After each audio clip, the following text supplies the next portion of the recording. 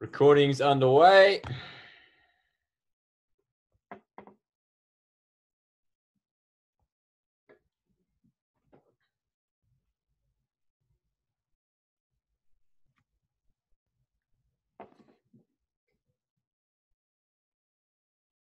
Beautiful. Instagram live stream's going.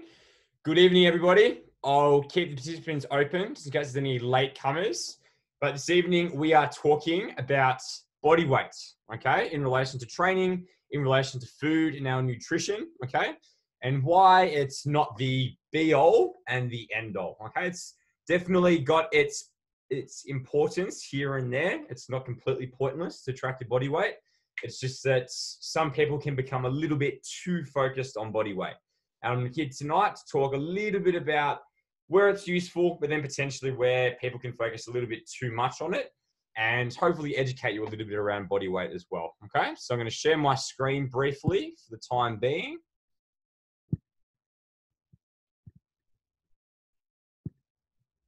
Beautiful. Let's make this full.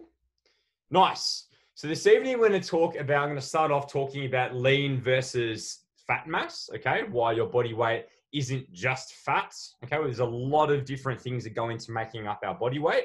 There's a lot of different things which can influence that number on the scale, all right? And then I'm going to talk about body weight in relation to our food intake, okay? And why it's not directly linked as some people think, okay? There's a little bit more going on than eating food and then necessarily gaining fat straight away. There's a lot more going on than that. So I'm going to break that down a little bit more. I'm going to talk about tracking our body weight in relation to our progress, okay? And why looking at daily variation probably isn't really telling you much, and telling you more about effective ways we can look at tracking our body weight, okay? Like weekly and monthly variation, okay? Then I'm going to go into fat gain and fat loss. I've covered it here and there in previous seminars, okay? But I'm going to go back into it this evening and break it down a little bit and explain to you why it's not simple at all. There's a lot of things that influence it, okay? And finally, some other things that we can track or measure for our progress rather than just purely focusing on our body weight, okay? Nice. So I'll unshare this screen, check if there's any people I need to let in. Not as of yet. Beautiful. Let's get underway. So I'm going to start talking about lean versus fat mass, okay? The human body is made up of a multitude of different things, okay? I could sit here for ages talking about all the different things that make up our body weight, all right? But essentially speaking, we can break it down into two big things, okay? One of them is lean body mass. These include some things such as our muscles, okay? Things that we can flex. I know they're small, sorry. Things that move our bones, okay? Our muscles, also other sorts of muscles around our heart and inside our organs, like inside our intestines, okay? There's muscle, there's our skin, okay? There's other organs. The big one are our bones, okay? There's our blood and other fluid compartments. There's so many different things in our body that go into making up weight, okay, our body mass. When we step on the scales and see that number, okay, so that's lean body mass, stuff that's not fat, okay. Then the other side of the coin is fat mass, okay. And when we talk about fat mass, we can break that down again as well into subcutaneous fat, which is just a fancy way of saying the fat that I can pinch. So if I flex this arm right now, some of that skin, some of that in there is fat that I'm pulling away, okay. Anything that we feel jiggling or around us, that's subcutaneous fat, fat that's underneath our skin, okay? Then there's another thing called visceral fat. That's fat that actually sits in and around our organs. For example, heart, okay? There's a bit of fat that covers around our heart, okay? A little bit of that's normal. It's not necessarily a bad thing unless that grows to be quite big, or there's a lot of visceral fat that starts forming, okay? So long story short there, that number that you see on the scale, when you step onto the scales to weigh yourself, is not just reflective of fat. It literally covers everything that is inside your body, okay? Everything that makes you weigh something, mass, lean stuff, and then stuff that's fat makes that number, okay? So a lot of people are sort of familiar with that, but some people tend to associate their body weight purely with fat, okay? So I just wanted to break those two things down. And whenever our weight changes, it can be changes in fat but there can also be changes in all of this non-fat mass, okay? Usually in muscle or fluid. Are two of the big ones, okay? Nice. Let's move on now to the next part, which I'm going to talk about food and body weight, okay? Now, this is going to relate to the next section as well, but I'll start off by saying that some people that I've spoken to, whenever they may have eaten a little bit more than normal, let's say, or whenever they may have eaten a little bit less on one day, all right? Then the following day, they're like, oh my gosh, I'm a kilo lighter. Oh my gosh, I've gained a kilo. And they get quite anxious, okay? Or even in the opposite direction, really encouraged, all right? Now, I'm not trying to say you shouldn't feel anxious or encouraged, all right? All I'm trying to say here is that next day changes after eating, for example, a little bit more or after eating a little bit less, are next to not telling you anything about fat mass, okay? I'll cover a little bit further along, but fat mass doesn't just all of a sudden all come on overnight, let's say after you have a treat meal of some sort, okay? The weights, let's say, jump that you see the next day is attributable to other things, okay? Not necessarily a large increase in fat mass after having a bit more of an indulgent meal, okay? I'll cover it a little bit further along, but all I want to say is that when you eat food, whether it be a little bit more or a little bit less, the weight that you see the next day is never the next day fat mass, okay? Fat takes a long time to come on, all right? So the first and the main one that I really want to speak about is about something called glycogen, okay? Glycogen is a fancy term for carbohydrates. Let's say the carbohydrates in that rice, the carbohydrates in that bread, carbohydrates in that potato, in the fruit, in the breakfast cereal, heaps of stuff carbs are in, okay? Glycogen is where your body stores a lot of excess carbohydrate that you eat, okay? So let's say you have a bowl of rice, eat it, your body breaks it down, some stuff goes into your bloodstream, moves around for a little while. If the body doesn't eat it straight away, it's going, all right, where can I put it? Your muscles and your liver think of it as like baskets or cupboards or safe storage where it likes to take the carbohydrates in and store them for later use, okay? Whenever your body does that, stores the excess carbs as glycogen, the body also likes to put water with that as well, okay? So eat carbs, body stores some, and then water comes along as well, okay? As hopefully most of you know, water weighs. If you pour water into a glass, it's going to weigh something, yeah? So if we have water binding to these things called glycogen, these carbohydrates inside our muscles and inside our liver, it's going to hold weight on us, okay? So all I'm saying here is, relating to what I was saying previously, if you have, let's say, a little bit more carbohydrates the night before, the following day, you may be a little bit heavier than what you normally are, okay? Not fat gain straight away. It's just a little bit of extra water binding, okay? Just going to let someone in. Good evening, Lynn. Thank you for joining. Hi. Thanks for joining. I appreciate it. Okay, we're just talking a little bit about food in relation to body weight. Okay, so I'll go on from there. Okay, the next example I want to say is about fiber. Okay, now fiber is widespread throughout lots of foods. When we talk about fiber, we're mainly talking about plants origin foods. Okay, that's where it comes from. So fruit, vegetables, whole grains, beans, and lentils. Okay, and then little bits and pieces in nuts as well. Okay. If we have a little bit more fiber than usual, okay, using an example, fiber takes quite a long time to move through our digestive tract, okay? Just like I was saying before about water, fiber weighs something, okay? So if we're going to have a little bit more fiber inside of us, we may wake up a little bit heavier the next day, okay? Simply because there is more mass, more bulk inside of us, okay? So that's another example of where if you wake up a little bit heavier the next day, it's not necessarily fat, okay? It's probably not just these two things, but two main ones are either a little bit of extra carbohydrate storage, okay, that our body likes to send water to, which weighs something, or potentially a little bit of extra fiber in our gut, okay, that is also massy and it also weighs stuff, Okay. Nice. So I'll be moving on to it again a little bit later on. But the main point of that section that I wanted to say then is if you eat a little bit more on one day, the next day, if you wake up a little bit heavier, that's not necessarily fat gain. Fat takes quite a while to put on. Okay. If you keep eating a little bit too much every single night, then in the coming weeks and months, you're probably going to start putting on body fat. But if it's literally 1 or 2 days where you're a little bit extra than normal and you wake up the next day, you're a bit heavier, that is probably not fat. Okay. It's probably just a little bit of extra water on the carbohydrate storage and a bit of extra fiber in your gut. Okay. 2 of the main ones. Okay. Let's move on now to one of the main cruxes what I want to speak about. It's about tracking body weight. Okay. Now, tracking body weight can absolutely be useful. Okay. Let's say someone wants to lose body fat. Let's say someone like myself wants to put on muscle mass.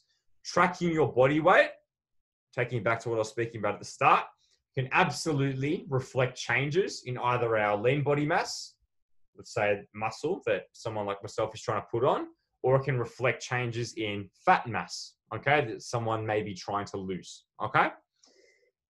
So in saying that, tracking our weights can absolutely be useful. However, there are certain things, I don't want to say precautions, but certain measures that we need to take to make sure that it's going to be accurate and actually useful when we track our weight, okay? The very first one that I want to say, I mentioned it before, is that day-to-day variation in our weight. So let's say I weigh myself this morning, weigh myself tomorrow, weigh myself the day after, okay? Your weight goes like this throughout the week, okay? Some people stay pretty constant. Other people experience big jumps, big drops, big drops, right? Your weight's always going to go up and down during the week for many, many different reasons, okay? Similar to what I was saying before about food, depending on your hydration, ladies, depending on your menstrual cycle, and many other things all influence our weight throughout the week, right? So comparing our weights or making judgments on our progress day to day is probably not the best practice. It's not really telling you much about whether you're gaining or losing weight, okay? If you look at day-to-day variation, all right? Big way for us to actually assess whether we're gaining or losing weight over time is looking at weekly averages, okay? If even so, monthly averages, if you want to extend it out even further, okay? What I mean by that, you weigh yourself 4, 5, 6, 7 times throughout the week, get all those numbers, and at the end of the week, take an average, okay, of all those weights. That average number is your weight to consider for the week, all right? Let's say it's 75.5 kilos, okay? The following week, you do the same. Weigh yourself 4, 5, 6, 7 times, okay? And then you look at that average weight again. If it's gone up a little bit, maybe you're slowly putting on weight. If it's gone down a little bit, you potentially lost a bit of weight, all right? But that's only 1 week. You need to do that the following week and the following week and the following week and the following week. You need to do it over time because like I was saying before, we don't necessarily put on fat overnight. We don't necessarily lose fat overnight, okay? We need to look at our weight or changes in our body weight over time, okay? So one of the, I'm going to say this is the most straightforward ways of doing that is looking at weekly averages. Average weight this week, average weight this week, average weight this week. If your goal is to lose weight over time, over the weeks, if your average weight is slowly trending down, you're on track, all right? If you're trying to lose weight, but over those weeks, your weight's slowly, incrementally moving up, then maybe we're not doing something as well as we can, all right? So summary of that section there, if we're trying to gain or lose weight, whatever our goal is, looking at averages over time, such as week to week, will tell us a hell of a lot more than looking at our day-to-day variation, which will tell us very, very little, okay? One other little thing to say there as well with weighing ourselves is that we need to make sure we're doing it at the same time every single time we're weighing ourselves, okay? So we can't be on Monday weighing ourselves as soon as we wake up and then on Tuesday weighing ourselves after breakfast and then on Wednesday weighing ourselves when we wake up, but we have heaps of clothes on that time. For the most accurate measure possible, we need to have as minimal clothing on as possible, okay? Try and pick the same surface that you're weighing yourself on, and finally do it before you eat or drink anything. Because like I was saying before, if we eat or drink foods, it's going to put our weight up simply because there's more water storage and because there's more food inside us. Food weighs stuff, okay? So we're going to be aware of that. So track your weight over time, such as week to week rather than day to day. And secondly, make sure we're weighing ourselves at the same time to make sure that it's giving us an accurate value and making sure our weight's actually changing. All right? Beautiful. Let's move on now to fat gain and fat loss. Okay, so I've hinted towards it a few times, but I'm going to start off by revisiting energy balance. Now, I've covered this in many webinars, so I apologize if it's getting a bit repetitive, but it's a really core, central thing that all of us need to have our heads around, all right, to understand lots of other stuff. Energy balance is how much energy we're putting into our bodies from food versus the amount of energy going out of our bodies, okay, through our basal metabolic rate, which is the energy we burn through at baseline, our physical activity and exercise, so literally moving around, whether that's just going for a walk or actual planned exercise or walking upstairs for work, whatever it may be, and then a little bit through heat energy we lose from digesting food, all right? Long story short, energy in versus energy out, all right? That's one of the main primary determinant of what our body weight is going to be, okay? The main primary determinant of whether we're going to gain weight by putting more energy in than what we're putting out, or whether we're losing weight, which is the amount of energy, if we put more energy out than what we're putting in, okay? That's the baseline premise. In saying that, similar to what I was saying previously, fat gain doesn't just happen overnight. We don't just have an extra donut compared to what we normally have at after dinner for dessert, and then the next day, oh my gosh, I've put on a kilo of fat. It doesn't work like that, okay? If we eat a little bit extra than normal, than what we normally eat, let's say on one night, our bodies are very clever in up-regulating how much, or pushing up how much energy it burns through, okay? To try and counteract that little bit of extra food, okay? So that's why you may hear people say, if you have a treat meal every now and again, by that I don't mean smashing 10 pizzas and 6 boxes of donuts. I mean maybe going out for dinner on Saturday night and having a bowl of pasta and a glass of wine, okay? It's a little bit of extra food or energy than what we're used to, but our bodies are pretty clever at recognizing that and go, oh, okay, it's a little bit more energy than I'm used to. I'm going to try and burn through this a little bit more quickly, okay? Same works vice versa. That's why you've probably heard people say we can't just eat a salad once or twice, 1 or 2 nights in a row, and then get abs. It doesn't work like that. If you give your body a little bit less once or twice, 1 or 2 nights, your body's going to be like, oh, okay, it's giving me, Alex is giving me less. I'm going to be more efficient at this energy that he's giving me, all right? Because I'm not getting as much.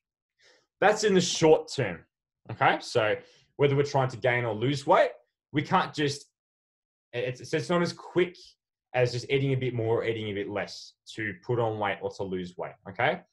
Things take time.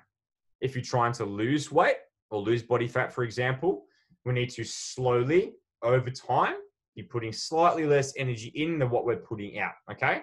Because very slowly over time, you're going to push your body's boundary and then you're going to slowly start losing weight, assuming things are in place, okay? It's not as simple as just eating a little bit less one night and then boof, a kilo dropped, and then eating a bit less the next night and then boof, a kilo dropped, all right? It's a slow, gradual process that we need to guide our bodies through, okay? Exactly the same in the opposite direction. Eating, let's say, small McDonald's chips one night isn't going to make or break your progress or put a whole lot of body fat on you. It's not the end of the world. Your body's smart. It can handle that, okay? It's just over time, if we're not moving enough and we're not moving enough to expend enough energy and we're putting a little bit too much food into our bodies for what we need, then over time, you're slowly going to gain weight, all right? If you take anything from that, things take time. Don't stress if we gain or lose a little bit of weight in one day, all right? Similar to what I was saying before, okay? I'm going to finish off now with some other ways we can track our progress. okay? Because like I was saying before, body weight can absolutely be beneficial as one way of measuring progress, but it is by no means the only way that we should be tracking our progress. There are so many other things regarding our fitness and regarding our health that we should be taking into account rather than just how much our body weighs in reference to gravity, okay? I'm going to start off by saying that if people focus a little bit too much on body weight, it can lead to some potentially negative things happening. I've spoken to about it in a previous seminar, okay? So if you have a coach who drills body weight or only focuses on body weight with you, God, I hope you don't, but if you have a coach that shames you for your body weight, then that's already forming an unhealthy relationship with your body, okay? We have so many other things with our physical health, with our mental health, and with our social health that are important and that we need to consider, more so than just purely our weight, okay? So that's the first thing that I'm going to say. Weight can be a part of the puzzle, but it's not the only piece of the puzzle, okay? There's many other things we should be considering. Second thing I'm going to say in regards to this is, let's say we are slightly overweight, which is by no means good for our health in the long term, okay? And we want to lose X number of kilos in whatever number of months, okay? Great. It's fantastic that you set that goal. You want to lose 10 kilos, okay, in the next 3-4 months, whatever it may be. Fantastic. However, if we're only focusing on the number on the scale and we're only focusing on achieving that distant end goal, rocking up and smashing ourselves a couple of exercise sessions a week, but not thinking about all of the other little habits in our lives that need to be in place for us to succeed, then again, we're only focusing on one piece of the puzzle in the distance, rather than all of these other important parts of it that we need to achieve or that we need to set in stone for us to actually be able to get to the end goal, okay? So in saying that, on a week-to-week basis, I like to set what I call micro goals with people that I train. These micro goals, for the people that engage with them, can be really, really beneficial. So let's say 1 week the body weight doesn't budge and we go, oh my gosh, what have I done wrong? Have I done something badly? They can shift their attention towards these little micro goals and realize that they actually are progressing and they actually are achieving something, okay? And the more that these are in place, the more that they're going to work towards their end goal in the distance, okay? Now, these small micro goals will be completely dependent on what you actually want to achieve out of your healthy eating and your training, okay? Completely dependent on that, okay? But some examples of things that we can include, okay, mainly around our diet, eating more protein in every meal and snack. Let's say you only get protein in dinner, pretty common for people to go throughout the day with not much protein and then at dinner have a steak or a big chicken breast or a big piece of tofu, whatever it may be. Maybe it's worth looking at improving how much protein we're having per meal and snack, okay? I've spoken about it in previous webinars about helping our recovery by eating enough protein from exercise sessions, but also satiety. If we're not getting enough protein in throughout the day, very, very likely that you're going to feel snacky and you're going to feel like you want to reach for every snack in front of you that you can see, all right? If we're getting enough protein in our meals and snacks, amongst other things, we're more likely to feel more full for longer and may not be as tempted to reach for certain snacks, okay?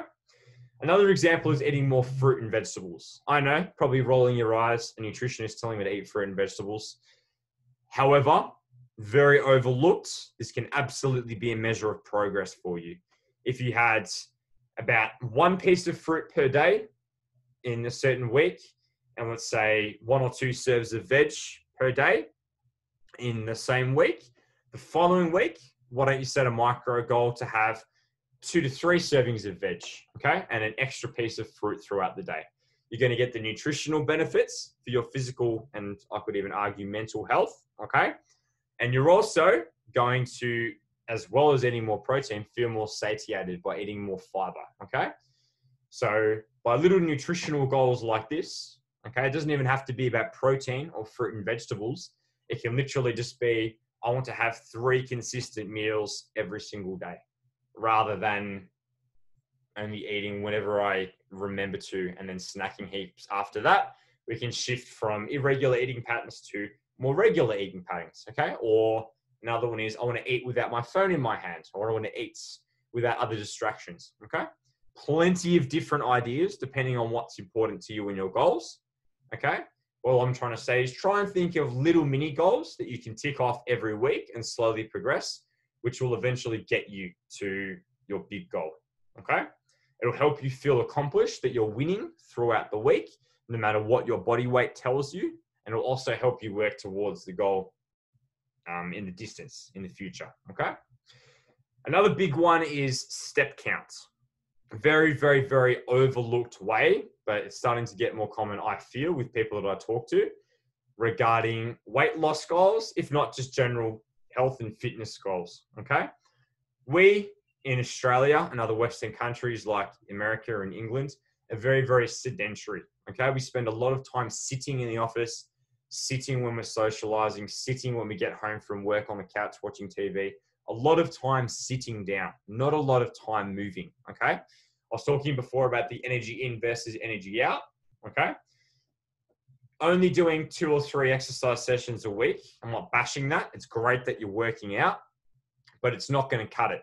We need to be moving every day for at least an hour. That's just a rough arbitrary target, but the physical activity guidelines recommend us to move as many days as possible, okay?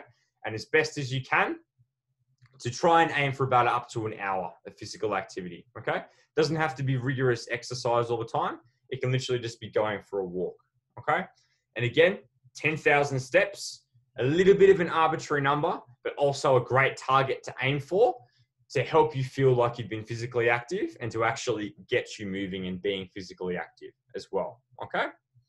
So long story short there, keep working out, keep doing your organized sessions, but simply aiming to move a little bit more every day, whether that be going on an extra 10 or 15 minute walk than what you usually do every day, and trying to aim for a higher step count week to week, will help you be physically and mentally, if and socially healthier if you walk with a friend, okay? But it'll also help you work towards that distance end goal by helping you tick off little wins every week, okay? I've spoken about a lot this evening. Sorry if I sound like I'm rambling, but I'm going to summarize, okay? And then I will say ta-ta for this evening. I spoke about lean versus fat mass, okay? And how we've got to remind ourselves that our body and changes in our body weight can be from lean mass, okay, such as muscle, water, bone, skin. There's many different lean compartments in our body, as well as fat mass under our skin and around our organs, okay? So there's lean and fat mass inside us that make up our weight, not just fat, okay? It's just people need to remember that, okay?